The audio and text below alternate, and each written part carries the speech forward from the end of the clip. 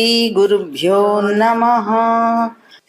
यावत् स्थास्यन्ति गिरयः सरितश्च महीतले तावत् श्रीस्वामिचरितं లోకేషు ప్రచరిష్యతి. అందరికీ నమస్కారం. మనం ప్రతి శనివారం జరుపుకునే స్వామి భక్తుల సత్సంగానికి శుభాహ్వానం పలుకుతూ ఈరోజు మనం మరో స్వామి సేవక భక్తుడిని పరిచయం చేసుకుందాము. వారే పెసల సుబ్బరామయ్య గారు. ఆత్మీయులారా, పరమ పావనమైన ఈ శనివారం నాటి సత్సంగంలో, స్వామి భక్తుల సత్సంగంలో ఒక ప్రత్యేకం విశేషమైనటువంటి ఒక మన ఆత్మీయ మిత్రుని గురించి తెలుసుకోవటం చాలా సంతోషంగా ఉంది. మాస్టర్ గారి దగ్గర మేమంతా ఉండే రోజుల్లో కాస్త వెనగ్గా వచ్చినటువంటి వ్యక్తి మన సుబ్బరామయ్య, కలిచేడు సుబ్బరామయ్య, పెసల సుబ్బరామయ్య, గొలగుముడి సుబ్బరామయ్య. ఇవన్నీ ఒక వ్యక్తే. సుబ్బరామయ్య కలిచేడులో, తలుపూరులో సైన్స్ టీచర్గా పనిచేస్తున్న రోజుల్లో స్వామివారు అక్కడికి తరచుగా వస్తూ ఉండటం చూశారు, కానీ స్వామి దగ్గరికి ప్రత్యక్షంగా వెళ్ళలేదు. దూరాన్ని నుంచి చూస్తూ తన పని ఏదో తను చేసుకుంటూ ఉండేవారు. సుబ్బరామయ్య గారు 1975 సంవత్సరంలో భరద్వాజ మాస్టర్ గారిని దర్శించుకున్నాక మాస్టర్ గారే స్వామివారి దగ్గరికి వెళ్ళమని పదే పదే చెప్పడంతో ఆ తర్వాత కొంతకాలానికి ఈయన స్వామి దగ్గరికి వెళ్ళారు. సుబ్బరామయ్య గారికి స్వామిని చూస్తే ఆయన మంట వేసుకుని ఉండటం, ఆ విధానం, ఈయన మహాత్ముడు అనేది నమ్మక అంతకాలం తాను వెళ్ళలేదని తన గురుస్తుతి అనే పుస్తకంలో స్వామివారితో తన అనుబంధాన్ని రాసుకుంటూ ఎన్నో విషయాలు వివరించారు. మాస్టర్ గారి దగ్గరికి వెళ్తున్నప్పుడు, మీరు స్వామివారి దగ్గరికి కానీ వెళ్ళకపోతే నా దగ్గరికి రాబడలేదు, ఆయన భూమి మీద వెలిసిన దైవము, ఆయన్ని దర్శించుకుంటే మీకు ఎంతో మేలు జరగద్ది, మీరు ఆ విధంగా నమ్మకపోతే స్వామివారికి ఒక పరీక్ష అయినా పెట్టుకోండి, అప్పుడు మీకు తెలుస్తుందని మాస్టర్ గారు చెప్పారు నాకు. నేను ఆ విధంగానే మాస్టర్ గారు చెప్పినట్టు స్వామివారు ఎవరి దగ్గర ఆహారం తీసుకోరు, మీరు అడగకుండానే ఆహారం తీసుకోవటం కానీ మీ చేత ఏదైనా సేవ చేయించుకోవటం కానీ చేస్తే అప్పటికైనా మీరు నమ్మండి అని చెప్పటంతో తన స్నేహితుడైన శేషగిరిరావుని తీసుకుని స్వామివారి దగ్గరికి వెళ్ళానని, దూరంగా కూర్చొని సాయినామం చేసుకుంటూ ఉన్నాను. ఆ సమయానికి స్వామివారి దగ్గర ఉండే గురవయ్య, రోసిరెడ్డి సేవకులు స్వామి దగ్గర కాపలా ఉండేవారు. వాళ్ళ సమయానికి ఎటో పక్కకి వెళ్ళారు. అప్పుడు నన్ను స్వామివారు ఏమైనా తినడానికి పెడతావయ్యా అని నన్ను అడిగారు. నేను తీసుకుపోయిన శనగపప్పు బెల్లం పొడి చేస్తుంటే అది స్వామికి పెట్టబోతున్నాను. ఇంతలోకే సేవకులు వచ్చి మేము పెడతాము అని వాళ్ళు తీసుకుపోయారు. స్వామివారు వద్దులయ్యా, ఆయన్నే పెట్టని అని నా చేత ఆహారం తీసుకున్నారు. ఆ తర్వాత నన్ను కాళ్లకు నూనె రాయమని కూడా స్వామివారు తన సేవకు అంగీకరించారు. ఆ విధంగా మాస్టర్ గారు చెప్పినట్టు నేను పెట్టుకున్న 2 పరీక్షల్లో స్వామివారు నన్ను అనుగ్రహించిన తర్వాత నేను వెంటనే విద్యానగర్కి వెళ్ళి, మాస్టారు స్వామి దగ్గరికి పోయి ఇట్లా అనుకున్నాను, ఈ విధంగా జరిగిందని ఆనందంతో చెప్పాను. అదే మంచి పద్ధతి, నువ్వు ఎంత సమయం వీలుంటే అంత సమయం స్వామివారి దగ్గర గడుపు. మనలో ఉండే ఏదైనా దుష్ట సంస్కారాలుంటే మనం పోగొట్టుకోలేనివి స్వామివారి సాన్నిధ్యంలో కూర్చున్నప్పుడు మనకు ఆ సంస్కారాలన్నీ తొలగిపోయి మంచి సంస్కారాలు అలవడతాయి అని మాస్టర్ గారు ఒక ఉదాహరణ కూడా చెప్పారు. గుడ్డలో ఉండే తడి ఆరిపోయినట్టు అక్కడ మనలో ఉండే సంస్కారాలన్నీ ఇంకిపోతాయి అని కూడా మాస్టర్ గారు చెప్పారని ఈయన తన గురుస్తుతి అనే పుస్తకంలో రాసుకుని ఉన్నారు. ఆయన ఒకరోజు మాస్టర్ దగ్గరకు వచ్చి తాను సైన్స్ టీచర్నని పరిచయం చేసుకున్నారు. అప్పుడు మాస్టర్ గారు ఆయనకు వెంకయ్య స్వామి వారిని దర్శించమని, సాధ్యమైనంతసేపు ఆయన సాన్నిధ్యంలో గడపమని చెప్పారు. కానీ సహజంగా చూస్తే సాధువులు, సత్పురుషులు, మహానుభావులు, ఋషులు, జ్ఞానులు, భక్తులు ఇలాంటి వాళ్ళు అంటే ఎటువంటి అభిప్రాయం సుబ్బరామయ్యకు ఉందో ఆ విధంగా వెంకయ్య స్వామి వారు లేకపోవటం వల్ల ఆయన అంతకుముందు ఎన్నోసార్లు చూసినప్పటికీ స్వామివారిని ఆయన గుర్తించలేకపోయారు. చివరికి ఈసారి వచ్చినప్పుడు స్పష్టంగా చెప్పారు మాస్టర్ గారు, ఏమయ్యా నువ్వేమో నా దగ్గరకు వస్తావు, చెప్పింది విని ఆ మహాత్ముని చూడవు, ఆయన అవధూతమూర్తి, ఖచ్చితంగా వెళ్ళి దర్శించటం మేలు అని బాగా గట్టిగా చెప్పారు.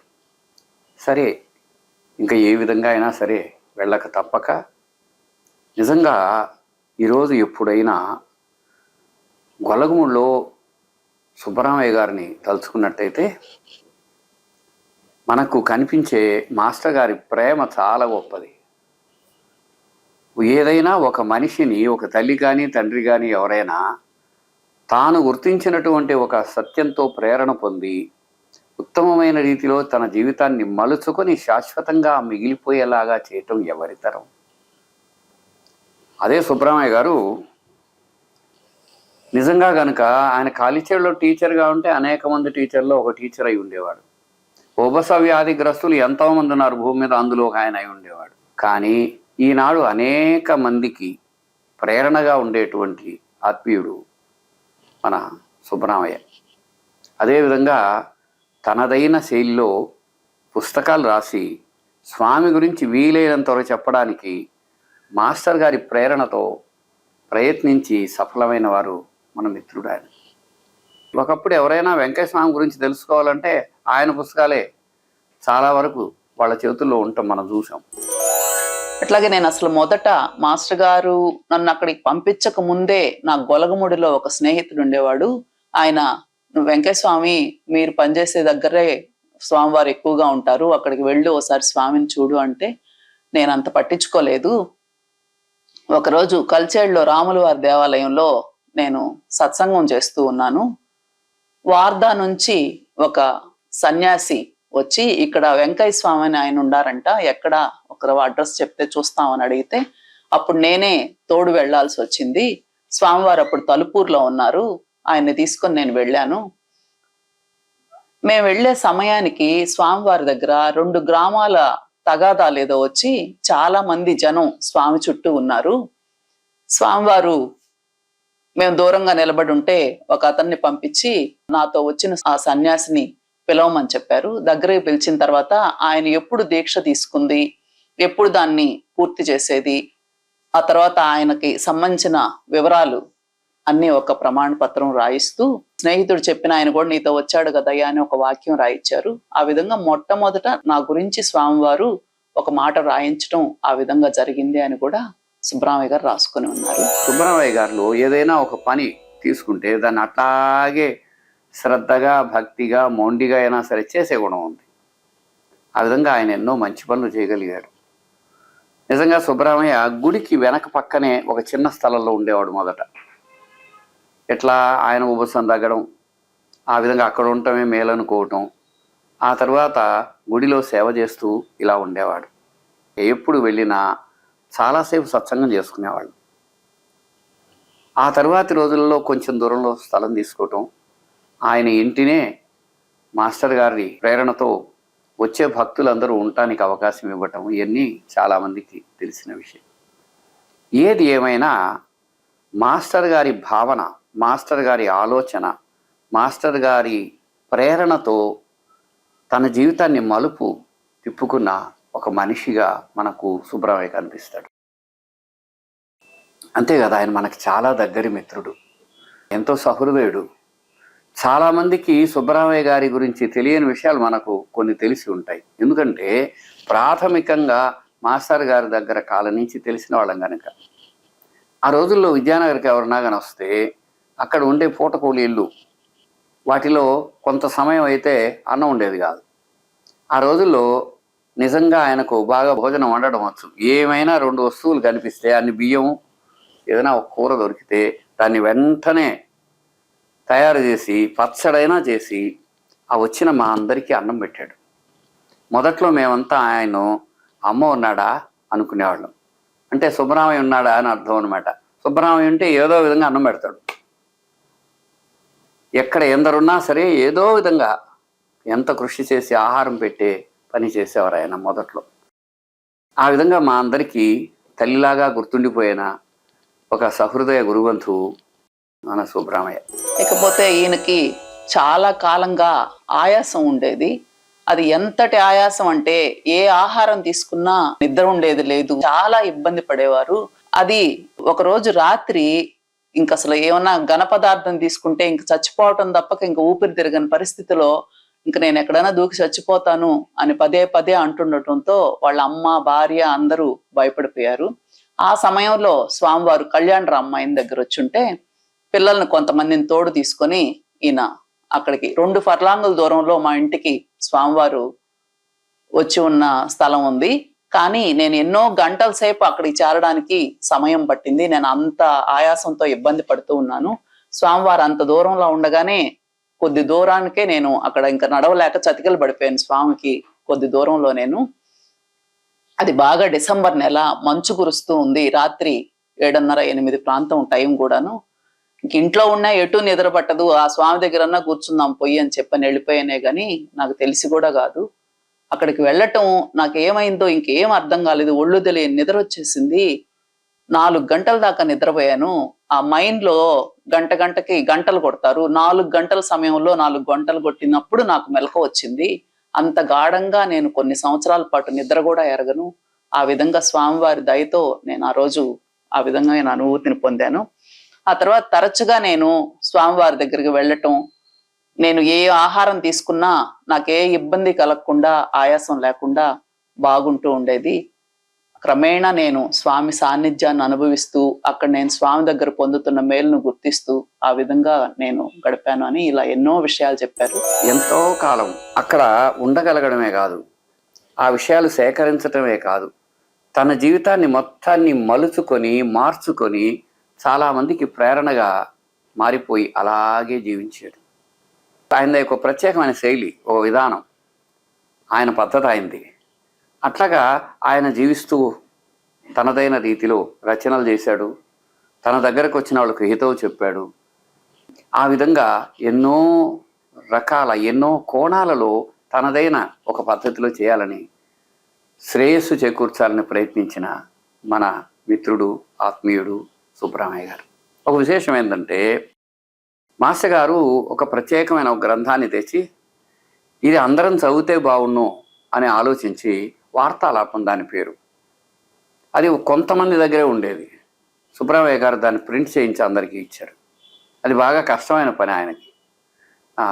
ఆ 2 పుస్తకాలుగా వేసి ప్రథమ భాగం, ద్వితీయ భాగం అని ఆ విధంగా అందరిళ్లలో ఈరోజు వార్తాలాపం ఉంది, మాస్టర్ అభిమానమైనటువంటి గ్రంథం ఉంది అంటే దానికి కారణం సుబ్రహ్మయ్య గారే. అదేవిధంగా తనదైన శైలిలో గొప్ప కృషి చేశారు ఆయన. అదిగాక మేము ఎప్పుడు కలిసినా సరే అనేక విషయాలు మాట్లాడుకునేవాళ్ళం. ఒకసారి మేము ఇట్లా బయలుదేరి కొంచెం దూరం నడుస్తున్నాం, బాగా రాత్రి వేళ, ఒక 9 గంటల పైన దాటాక వెన్నెల. అప్పుడు సుబ్రహ్మయ్య గారు ఒక మాట అడిగారు, చూడయ్యా, ఇప్పుడు మేము చాలా దగ్గరగా ఉండేవాళ్ళం, మర్యాదలు ఏమి కావు, గౌరవంగా ఉండేవాళ్ళం, ప్రేమగా ఉండేవాళ్ళం. ఎవరికైనా గురువు పట్ల గౌరవం ఉంది అనేదానికి ఏమిటి ఒక గీటురాయి? ఉత్తమమైన గురుభక్తుడు ఎలా ఉంటాడు అని అడిగాడు. మళ్ళీ కొంతసేపాకి నువ్వే చెప్పవయా అంటే, దేనికైనా బాధపడ్డాడా అంటే తన గురువు మీద పూర్తి విశ్వాసం ఉన్నట్టు కాదు. పూర్తి విశ్వాసం గురువు మీద ఉంటే ఇంకా బాధపడటానికి అవకాశమే లేదు. అది బాధ అయినా, సుఖమైనా, శాంతి అయినా, సంతోషమైనా బాబా ఇచ్చిందే, గురువు ఇచ్చిందే కదా అంటూ చెప్పారు. అదేవిధంగా చాలా విషయాలు మాస్టర్ గారి దగ్గర జరిగినవి, వాటి గురించి కూడా అనేక సార్లు ఆయన తలపోసారు. ముఖ్యంగా సుబ్రహ్మయ్య గారు ఇప్పుడుండే స్వామివారి మందిరం ఉంది కదా, ఆ శంకుస్థాపన అప్పుడు మేమందరం చాలామంది మాస్టర్ గారు తీసుకెళ్ళారు, ఆయనతో పాటు వెళ్ళాం. ఆ రాత్రి అక్కడ ఆ సాన్నిధ్యంలో అందరం ఉన్నాం. ఉదయాన్నే లేచి అక్కడ దేవాలయ ప్రారంభోత్సవం స్వామి సాన్నిధ్యంలో మాస్టర్ దగ్గర ఉన్నారు, ఆయన మాస్టర్ గారు కూడా అప్పుడు జరిగింది. ఆ రోజున మేమందరం ఎంతోసేపు రాత్రంతా స్మరణలో, సత్సంగంలో, మాస్టారి సాన్నిధ్యంలో, స్వామి యొక్క ఆ ఆశ్రమ స్థలంలో ఉండటం ఎంతో మధురమైనటువంటి, ఇప్పుడు తలుచుకుంటే కూడా పులకింప చేసే ఊహ. అలాంటి ఎన్నో విశేషాలకు కాణాచి అయిన సోదరుడు సుబ్రహ్మణ్య గారు. ఆయన ఎప్పుడూ వెంకయ్య స్వామి చరిత్ర ఉన్నంత వరకు తనదైన రీతిలో తనదైన ఒక గుర్తుగా ఎప్పుడూ మనకు నిలిచే ఉంటాడు. ఆ సోదరుడు ఎప్పుడూ దివ్యుడే, ఆయన జీవితం సఫలమే. అటువంటి సుబ్రహ్మణ్య గారిని గుర్తు చేసుకొని ఆయనలో ఉండే పరమాత్ముడికి నమస్కరిస్తూ సత్సంగం కొనసాగించుకుందాం. సెలవు.